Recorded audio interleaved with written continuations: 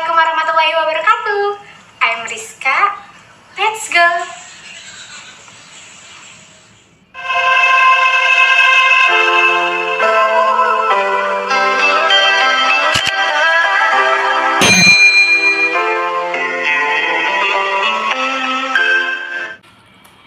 Assalamualaikum warahmatullahi wabarakatuh. Selamat pagi anak-anak. Bertemu lagi dengan Ibu Bu Rizka dalam pembelajaran tema. Nah, pada hari Senin ini dan 1 minggu ke depan, kita belajarnya lewat jarak jauh ya.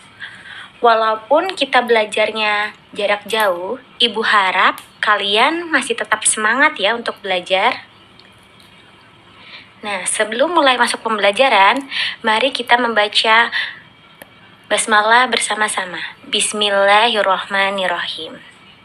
Oke, pada hari ini, hari Senin, kita akan belajar tema 8, subtema 2 ya.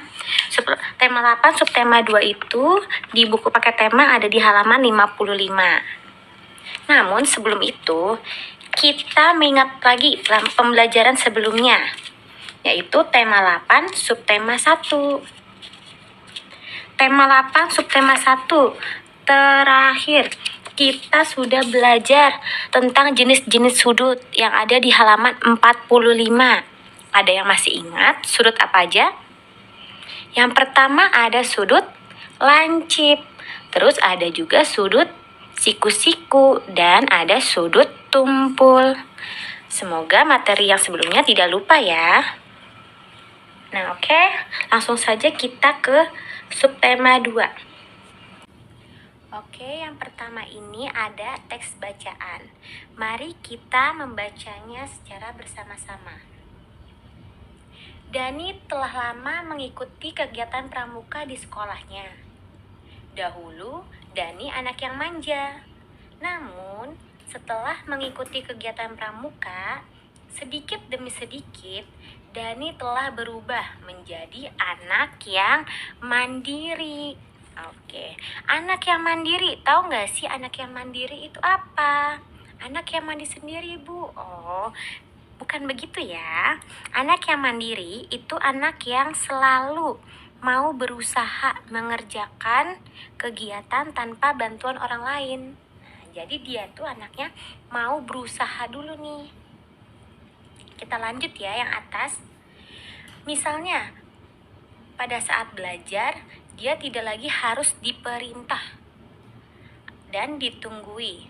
Terus ketika hendak makan, si Dani itu mengambil sendiri makanannya. Dan ketika sudah selesai makan, Dani mencuci alat makannya sendiri. Selain itu, Dani juga menyiapkan buku pelajarannya sendiri, terus memakai seragam sekolah sendiri, dan juga mengerjakan tugas. Nah, kalau kalian, apa nih yang biasa kalian lakukan secara mandiri? Lanjut bawahnya. Ketika hendak mengikuti kegiatan pramuka, Dani menyiapkan kelengkapan pramukanya sendiri. Ada banyak kelengkapan pramuka yang harus dipersiapkan, antara lain topi, sabuk itu ikat pinggang ya. Terus kacu itu adalah dasi pramuka yang warna merah putih itu. Terus ada kaos kaki dan tali. Tali di pramuka itu buat apa sih, Bu? Nah, bisa dilihat, bisa buat masang tenda ya, itu ada fotonya. Nah, tadi kelengkapan pramuka itu ada topi, ada kacu atau dasi, terus ada kaos kaki. Itu adalah kelengkapan pramuka. Nah, sekarang kita belajar tentang atribut pramuka. Atribut pramuka itu adalah tanda yang dipasang pada baju pramuka. Nah, di sini tandanya itu ada banyak ya. Yang pertama ada tanda pandu dunia, warnanya ungu. Kalau laki-laki, tanda pandu dunianya berbentuk segitiga. Kalau perempuan berbentuk lingkaran. Kalau perempuan dipasangnya itu di kerah baju ya. Terus ada juga tanda apa tuh, masih banyak ya. Ada misalnya ada papan nama. Nah, papan nama itu berbentuk apa? Berbentuk persegi panjang. Terus ada apa lagi? Ada pita jabatan. Nah, pita jabatan berbentuk berbentuk persegi. Terus ada apa lagi? Ada TKK. TKK itu apa?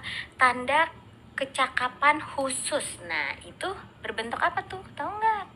Berbentuk segitiga.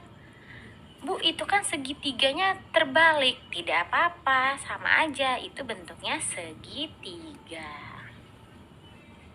Jadi ngerti ya tadi perbedaannya.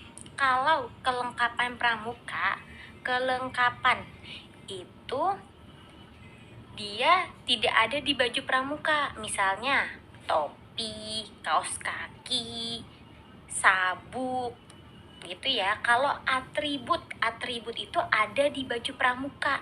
Ada apa di baju pramuka? Itu ada banyak tuh. Ada pita nomor, ada pita wilayah, dan lain-lain. Baik, kita lanjut ke subtema 2, pembelajaran 2. Ada di halaman 65. Oke. Kita belajar tentang patuh dan suka bermusyawarah. Nah, ada yang pernah dengar nggak nih kalimat patuh dan suka bermusyawarah? Ada ya, itu terdapat di Dasadharma Pramuka. Musyawarah itu apa sih? Musyawarah itu adalah kegiatan yang dilakukan untuk menyelesaikan masalah dengan cara mengambil suara terbanyak supaya mendapatkan mufakat. Contohnya ada pada gambar ya. Misalnya ada pemilihan ketua RT. Nah, ketua RT yang pertama dia mendapatkan suaranya 6. Ketua RT yang kedua dia mendapatkan suaranya 11. Ketua RT yang ketiga dia mendapatkan suaranya itu hanya 7. Ingat tadi kata musyawarah, dia mengambil suara terbanyak. Nah, dari gambar berikut berarti yang akan terpilih adalah yang kedua. Selain pemilihan ketua RT, bisa juga untuk memilih ketua kelas, ketua OSIS. OSIS itu apa sih, Bu? OSIS itu adalah organisasi di sekolah. Biasanya itu adanya di SMP dan SMA. Selain pemilihan RT tadi, terus ada juga nih contohnya yaitu rencana berlibur. Nah, misalnya kayak kemarin nih waktu liburan Lebaran. Nah, itu kan kalian liburannya banyak tuh bersama saudara-saudara. Nah, di situ kita milih nih, siapa yang setuju mau ke Bandung. Ternyata yang ke Bandung yang setuju ada 19 orang. Terus, siapa yang setuju mau liburan ke Bali. Ternyata ke Bali hanya 9 orang.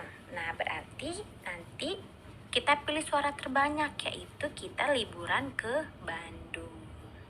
Selain liburan, ada juga contoh yang lain itu adalah penentuan kegiatan lomba.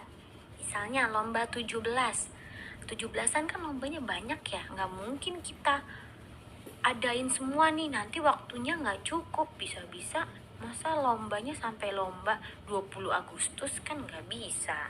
Nah, ini kita pilih nih, kita ambil suara terbanyak. Yang setuju kita adakan lomba makan kerupuk berapa orang nih? Misalnya ada 9 orang. Terus yang setuju lomba balap karung ada berapa? Ada 12 orang. Nah, berarti yang terpilih yang banyak yaitu lomba balap karung.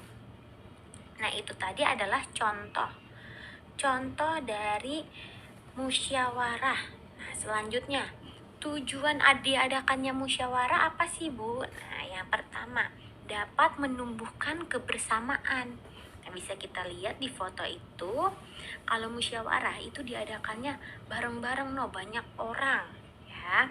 Yang kedua, menyatukan perbedaan. Nah, kayak tadi ada ketua RT yang pertama, ada ketua RT yang kedua, ada ketua RT yang ketiga. Nah, itu kan banyak nih perbedaan. Nanti kita satukan dengan cara memilih suara terbanyak.